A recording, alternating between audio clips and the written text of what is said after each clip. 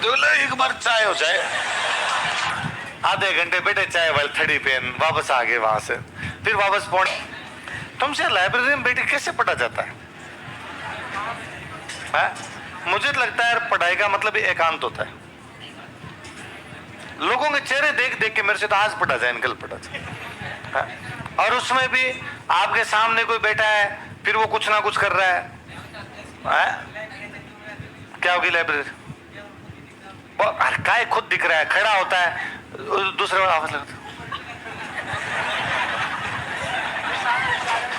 चाय पीने चलते हैं, पानी पीने चलते हैं, कोई आ रहा है आपके पीछे से, कोई जा रहा है, पीछे से आता जाता होगा, कोई धीरे से करता होगा, पर डिस्टर्ब होते यार आप। तो पढ़ाई का तो मतलब ही था कोई नहीं। मैं तो, मेरे रूममेट थे तो मेरे से इसलिए परेशान रहते थे, हम 2 लोग पढ़ते कि मैं पढ़ते थे पंखा नहीं चलाता, आवाज नहीं आनी चाहिए। तो मेरे पता नहीं क्या यूं था, तो वो पंखा तो चला, मगर आवाज करता है। और गर्मी में भी मैं खिड़कियां खोल लेता सारी रूम की, हमेशा रूम ऐसा लिए ऐसी खिड़कियां विड़कियां खोल लूं सब उसकी। या ज्यादा गर्मी लग रही है तो मैं सो जाऊंगा पंखा चला के।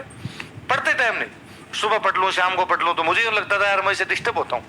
या बाहर जाके पढ़ लेता, छत पे कोई ऐसा रूम होता है इसमें बाहर छत होती है, छत पे जाके पढ़ लेता, तुम पढ़ लो भले अंदर, यूं नहीं भाई हम लड़ लिए कि मैं पंखा चलाऊंगा ही, मैं बाहर पढ़ लेता तू अंदर पढ़ ले। तो कुल मिला के ये है जी कि इतना ज्यादा यूं डिस्टर्बेंस भी होता है कि यार ये भी है।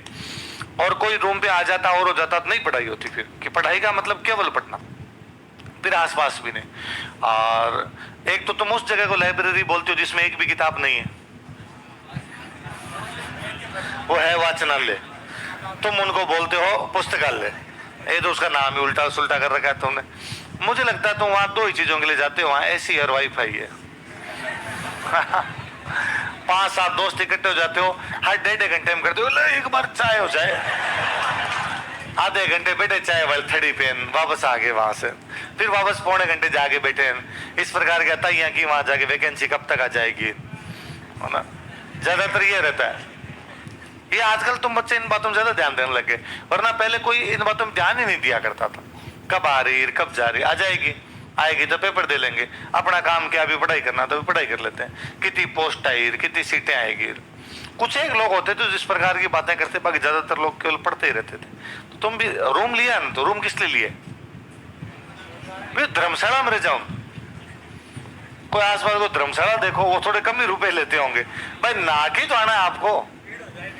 तो फिर वह आसपास में कोई देख लिया करो, ऐसा पार्क में जाके सो जाया करो, वह क्या है पढ़ाई तो करते हो। रूम हो अपना, व्यवस्थित रूम हो अपने, उसकी सफाई कर ले अपने खुद, उसकी अपने किताब विताब ऐसे ही जचाई भी हो, कौन सी किताब कब पढ़नी, उसमें मैप वगैरह लगे हो, कौन सा मैप देखना कौन सा नहीं देखना, अपना एक टाइम टेबल हो, इतने बजे उठूंगा।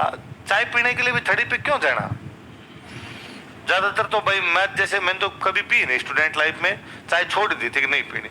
और जैसे पीते भी कि मान लो कभी ऐसा भी नहीं था कि सौगंध खा ली कि हाथ ही नहीं लगाएंगे इसके, पी भी लिया करते, तो फ्लेट लेके रहते, बना लेते कि बना लेते हैं। ऐसे कोई गेस्ट आ गया, कोई दोस्त आ गया, तब उसको तो पिलानी पड़ेगी, फिर उसके साथ हम भी पी लिया करते, तो बना लेते, बना के पी लिया करते।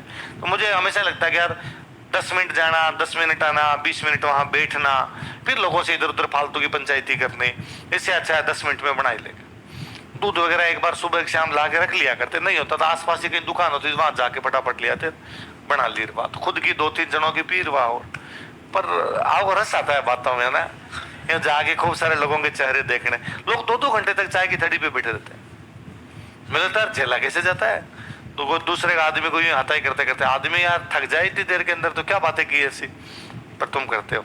तो लाइब्रेरी कितने लोग जाते हो?